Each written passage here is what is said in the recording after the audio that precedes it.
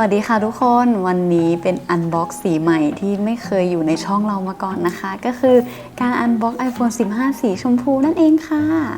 แล้วสีจริงคือน่ารักมากค่ะทุกคน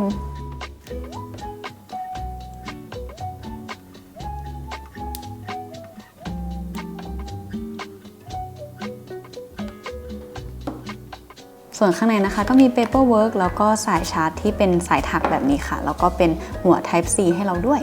จากที่มองใกล้ๆนะคะสีชมพูเป็นสีที่แบบว่าออกจางๆแล้วก็ละมุนมากเนาะแล้วก็เวลาจับหรือว่าหมุนมือไปมาเนี่ยขอบเขาจะเป็นมนๆก็เลยทำให้ฟินมือมากเลยค่ะส่วนฟิล์มเราก็จะติดของโฟกัสเหมือนเดิมนะคะเป็นรุ่น Ultimate Glass เราจะติดก่อนเป็นอย่างแรกก่อนที่จะไปเซตติ้งข้างในเลยจะได้แบบไม่ต้องห่วงมากเนาะสำหรับใครที่ยังไม่เคยติดเองที่บ้านนะคะก็ยังยืนยันว่าติดง่ายนะทุกคนแบบสั่งมาติดเองที่บ้านได้เลย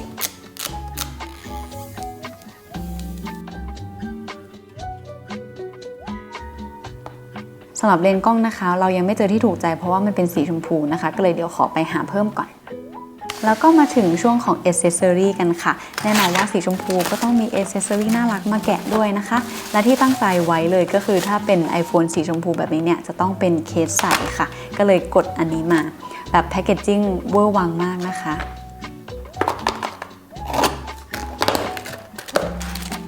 และอีกอย่างหนึ่งที่คู่กันเลยก็คือตัวชามห้อยข้างๆแบบนี้ค่ะอันนี้จะไม่ใช่เป็นสายคล้องเพราะว่าแบบมันจะเป็นเส้นเดียว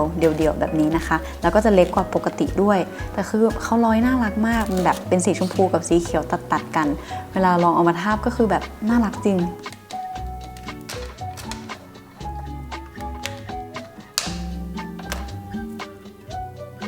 นี่พอเอามาประกอบกันก็คือแบบหวานมากค่ะหวานจริงๆแล้วก็นอกจากเคสใส่แล้วนะคะยังมีเคสอีกอันนึงที่อันเนี้ยน่ารักมากเพิ่งไปเห็นเมื่อไม่นานมานี้ก็เลยกดมาเหมือนกันนะคะเราชอบคุณภาพของข้างในมากเพราะว่าข้างในมันเหมือนเป็นแบบผ้าขนสั้นๆแล้วก็มันบีบนิ่มๆได้นะคะไม่ใช่เคสแข็งเราชอบมากกับการไม่ใส่เคสแข็งทีนี้เราก็จะมาย้ายเครื่องกันค่ะวิธีการย้ายเครื่องนะคะแค่ทุกคนเปิดตัว iPhone มาเนี่ยเครื่องหลักของเราที่เราเคยใช้อยู่เขาก็จะขึ้นมาถามเลยว่าจะ setting new iPhone เลยไหมเราก็แค่ทำตามขั้นตอนของเขาไปเรื่อยๆนะคะ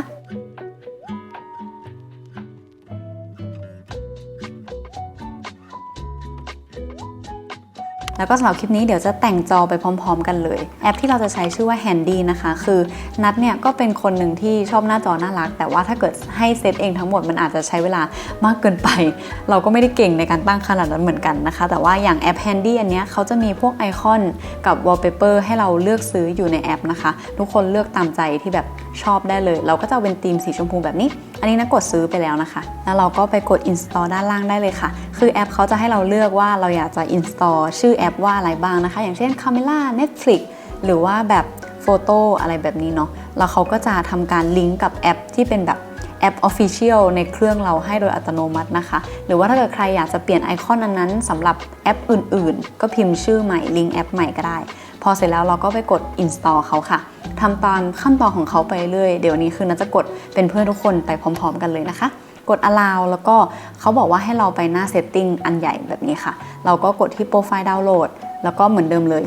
install ตามขั้นตอนเขานะคะไปเรื่อยๆแล้วคือมันจะเยอะนิดนึงแต่ว่ามันก็คุ้มค่านะคะทุกคนเพราะว่าหลังจากที่กดตรงนี้เสร็จแล้วปุ๊บไอคอนน่ารักมันจะมาโผล่ที่โฮมสกรีนของเราเลยค่ะนี่ทีนี้เนี่ยเวลาเรากดไปที่ไอคอนตัวนั้นนะคะมันก็จะลิงก์ไปหาแอปนั้นจริงๆโดยที่เราแบบไม่ต้องไปตั้งเองเนาะมันก็ประหยัดเวลามากๆนะคะอันนี้เราชอบมาก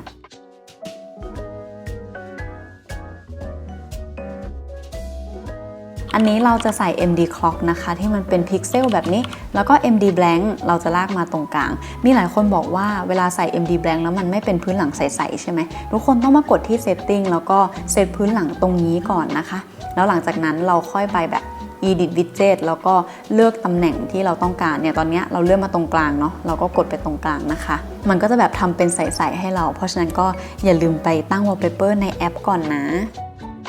ส่วนหน้าจอก็ตกแต่งได้ตามใจชอบเหมือนเดิมเลยค่ะสายตกแต่งแบบเราต้องชอบกันเนาะเพราะว่าแบบ iOS เดี๋ยวนี้คือตกแต่งนาฬิกาเลือกฟอนต์เลือกขนาดเลือกสีได้ตามใจนะคะ ส่วนอันบนอันนี้คือ Ice Skin นะคะน่ารักมากแล้วก็อันนี้เป็น MD Clock เป็นน้องแมวเดินแบบนี้เพราะฉะนั้นสำหรับ iPhone 15 นะคะก็จะเป็นหน้าจอประมาณนี้เลย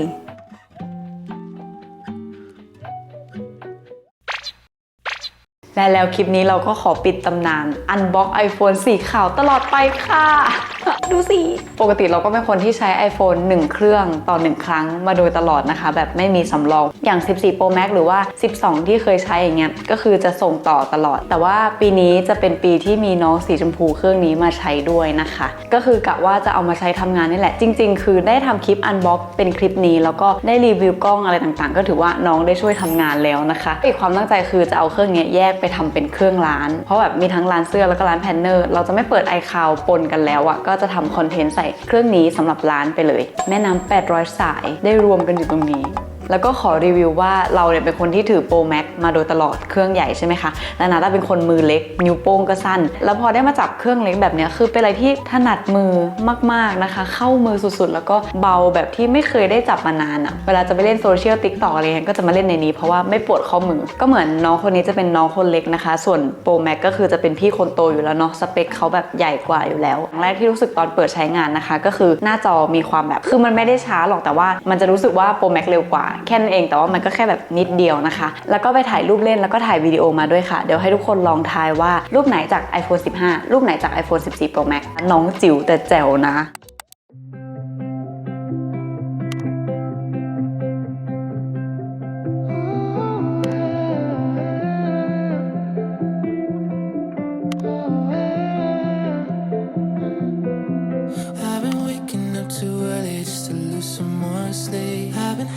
From my pride, well, I'm looking for a change. Oh, but what if I change my mind? Will I find my wasted time? There's somebody I look up to, I could only hope to be. If we had the conversation, I know exactly what he'd say to me. What he'd say to me. He would say you'll be alright. If you know where to turn to, you'll lose this fight.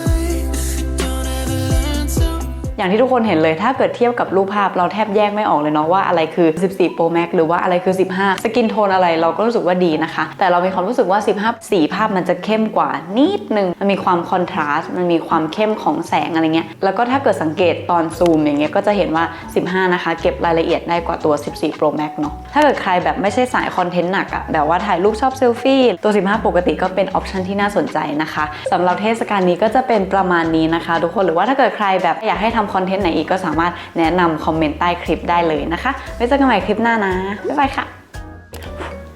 ต้องใส่เคสใส่เท่านั้น